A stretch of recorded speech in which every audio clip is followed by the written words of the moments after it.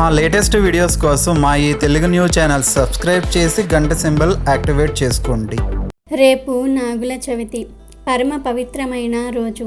దీపావళి తర్వాత వెంటనే వచ్చే చక్కటి పండుగ నాగుల చవితి. కార్తీక మాసం శివకేశవులకే కాక సుబ్రహ్మణ్య స్వామికి కూడా విశేషమైనదిగా చెప్పుకోవచ్చు. ఈ మాసం పేరే కార్తికేయుని ప్రాముఖ్యతను తెలియజేస్తుంది. అందుచేత ఈ మాసంలోని శుద్ధ చవితి నాడు సర్పరూప సుబ్రహ్మణ్య స్వామిని పూజించాలి. ఈ రోజును నాగుల చవితి మహాచతుర్థి అంటారు. ఈరోజు పచ్చి చలిమిడి, చిమ్మిలి చేసుకుని ఆవు పాలు, పూలు, పండ్లు కూడా తీసుకుని పాము పుట్ట దగ్గరకు వెళ్ళి నాగదేవతకు దీపారాధన చేసి పూజ చేసి పుట్టలో ఆవు పాలు పోసి చలిమిడి, చిమ్మిలి కూడా చేసి 2 మతాబులు, కాకర పువ్వొత్తులు లాంటివి వెలిగించుకుంటూ ఉంటారు. పుట్ట దగ్గరకు వెళ్ళటం అలవాటు, ఆచారం లేనివారు ఈరోజు ఇంట్లోనే పూజ చేసుకుంటారు. సంతానం కోసం ప్రార్థన చేయాలంటే సుబ్రహ్మణ్య స్వామినే వేడుకోవాలి. ఎందుకంటే సంతాన సంబంధమైన సమస్యలను పరిష్కారం చేసేది సర్పరూప సుబ్రహ్మణ్య స్వామియే అని భక్తుల నమ్మకం. అయితే ఈరోజు సాయంత్రం 8 లోపు ఈ ఒక్క పని చేస్తే చాలు అపర కుబేరులుగా మారిపోతారు. ఇలా చేయమని సాక్షాత్తు పరమేశ్వరుడే చెప్పాడు. మరి నాగుల చవితి రోజు సాయంత్రం 8 లోపు చేయవలసిన ఆ పని ఏమిటో ఇప్పుడు మనం ఈ వీడియోలో తెలుసుకుందాము. ఫ్రెండ్స్, ఫస్ట్ అయితే ఈ వీడియోకి ఒక లైక్ కొట్టి మా ఛానల్ని సబ్స్క్రైబ్ చేసుకోవటం మర్చిపోవద్దు. భారతీయులు ప్రకృతి ఆరాధకులు. భగవత్ సృష్టి అయిన ఈ జగత్తులో సకల చరాచరములు భారతీయులకు ఆరాధనీయమై పంచభూతాలతో సహా చెట్టు, పుట్ట, కొండ ఒక్కటేమిటి ప్రకృతిలోని అణువణువు పూజనీయాలే. ప్రకృతి పరిరక్షణ భారతీయుడు ప్రథమ కర్తవ్యంగా భావిస్తూ వేదిక సంస్కృతి అందించినవే పండుగలు. అటువంటి పండుగే కార్తీక శుద్ధ చవితి, నాగుల చవితి. శ్రీ మహావిష్ణువుకు తల్పంగా ఉండే అదృష్టం నాగజాతికి చెందిన ఆదిశేషునికే దక్కింది. పరమశివుని ఆభరణాలుగా వెలుగొందిన 4 పన్నంగా భూషణునిగా కీర్తింపబడడానికి కారకులయ్యారు. వినాయకుడికి, భైరవునికి నాగులే యజ్ఞోపవీతాలు. కర్మ సాక్షి సూర్యుని రథానికి గల అశ్వాలకు నాగులే పగ్గాలుగా ఉన్నాయి. క్షీరసాగర మదనంలో అమృతాన్ని అందుకునేందుకు మందర పర్వతాన్ని కవ్వంగా చేసుకుని చిలకడానికి వాసుకి అనే సర్పమే తాడుగా నిలిచింది. శనీశ్వరుని ఆయుధం కూడా సర్పమే. నాటి యుద్ధాలలో నాగాస్త్రానికి గల ప్రాముఖ్యత అంతా ఇంతా కాదు. రామ లక్ష్మణులు నాగాస్త్రానికి బంధింపబడ్డ వైనం అందరికీ తెలిసిందే. అటువంటి నాగులను పూజించడానికి ఏర్పాటు చేసిన పవిత్రమైన రోజు నాగుల చవితి. నాగుల చవితి నాడు మహిళలు ఉత్సాహంగా పూజల్లో పాల్గొంటారు. ఉదయమే ఇంటి వారందరూ కూడా శుచి అయి నాగులకు నివేదించడానికి పాలు, చలిమిడి, చిమ్మిలి, అరటి పండ్లు, వీటితో పాటు ఎర్రటి గడ్డులతో కూడిన వస్త్రము, పసుపు, కుంకుమ, ఇతర సామాగ్రి పట్టుకుని సమీపంలో పుట్ట వద్దకు వెళ్ళి అందరూ పూజించి నివేదనలు, హారతి ఇస్తారు. పిల్లలు పుట్ట వద్ద టపాసులు కాలుస్తారు. పుట్టమన్ను అందరూ చెవులకు పెట్టుకుంటారు. అలా చేస్తే వినికిడికి లోపం రాదని నమ్మకం. చెవి సంబంధమైన సమస్యలేమీ రావని వారి ప్రగాఢ విశ్వాసం. కన్నెపిల్లలకు త్వరగా వివాహం జరుగుతుందని, నాగరూపుడైన సుబ్రహ్మణ్యుడు అనగా స్కందుడు అనుగ్రహంతో పిల్లలందరూ విద్యావంతులవుతారని నమ్మకం. తెలియక చేసిన తప్పుల వల్ల తమందరినీ క్షమించి చల్లగా చూడమని నాగుల చవితి నాటి పూజలోని అంతరార్థం. దేశమంతటా పలు దేవాలయాల్లో మెలికలతో ఉన్న నాగేంద్రుని విగ్రహాలు కనిపిస్తూ ఉంటాయి. ఈ నాగుల చవితి నాడు నాగేంద్రుణ్ణి శివభావంతో అర్చిస్తే సర్వరోగాలు పోయి సౌభాగ్యవంతులవుతారని భారతీయుల నమ్మకం. నాగుల చవితిని భక్తి శ్రద్ధలతో చేసుకుంటే సర్ప పాపాలు పోతాయి.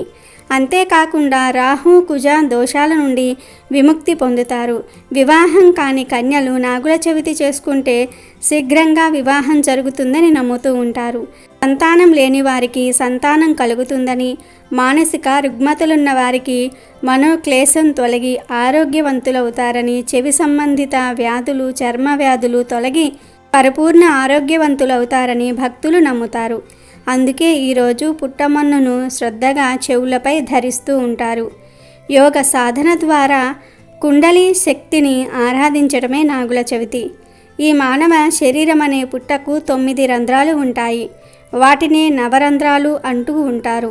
మానవ శరీరంలో నాడులతో నిండి ఉన్న వెన్నెముక్కను వెన్నుబాము అని అంటారు. అందులో కుండలిని శక్తి మూలాధార చక్రంలో పాము ఆకారము వలనే ఉంటుందని యోగ శాస్త్రం చెప్తోంది. ఇది మానవ శరీరంలో నిద్రిస్తున్నట్లు నటిస్తూ కామ, క్రోధ, లోభ, మోహ, మద, మాత్సర్యాలనే విషయాల్ని కక్కుతూ మానవునిలో సత్వగుణ సంపత్తిని హరించి వేస్తూ ఉంటుందని, అందుకు నాగుల చవితి రోజున ప్రత్యేకంగా విషసర్ప పుట్టలను ఆరాధించి పుట్టలో పాలు పోస్తే మానవులిలో ఉన్న విషసర్పం కూడా శ్వేతత్వం పొంది అందరి హృదయాలలో నివసించే శ్రీ మహావిష్ణువుకు తెల్లని ఆదిశేషువుగా మారి శేషపాన్పుగా మారాలని కోరికతో చేసేదే ఈ నాగుపాము పుట్టలో పాలు పోయటంలో గల ఆంతర్యమని చెప్తారు.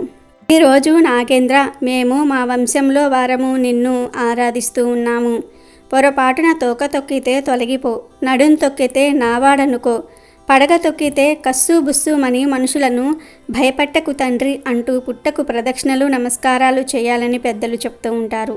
ఈరోజు పుట్ట చుట్టూ నూకలు చల్లి, నూకలు నువ్వు తీసుకొని మూకలు మాకివ్వు తండ్రి అని పుట్టమ్మను తీసుకొని చెవులకు రాసుకోవాలి. మనకు పంట సరిగ్గా పండి మన పొట్ట నిండడానికి ఎంతో సహాయపడే ఈ పాముల్ని ఈ ఒక్కరోజైనా సరే మనసారా తలుచుకొని వాటి ఆకలి దప్పికలు తీర్చటమే ఈ పండుగ యొక్క ముఖ్య ఉద్దేశం. నాగుల చవితి రోజున కర్కోటస్య నాగస్య దమయంత్యస్య నలస్య చ ఋతుపర్ణస్య రాజర్షే కీర్తనం కలినాశనం అనే ఈ శ్లోకాన్ని పఠిస్తే కలిదోష నివారణ అవుతుందని శాస్త్రాలు పేర్కొంటూ ఉన్నాయి. కార్తీక మాసంలో వచ్చే ఈ నాగుల చవితి రోజున ఏం చేసినా చేయకపోయినా 1-2 పనులు చేస్తే మిమ్మల్ని అదృష్టం వరిస్తుందని సాక్షాత్తు పరమేశ్వరుడే నారద మునీంద్రుల వారికి సెలవు ఇచ్చారు. ఒకరోజు కైలాసంలో శివుడు తాండవం చేస్తూ ఉన్నప్పుడు నారదుడు అక్కడికి వస్తాడు. కానీ శివుని మెడలో ఉన్న నాగుపాము నారదుడి వైపు కోపంగా చూస్తూ బుసలు కొడుతుంది.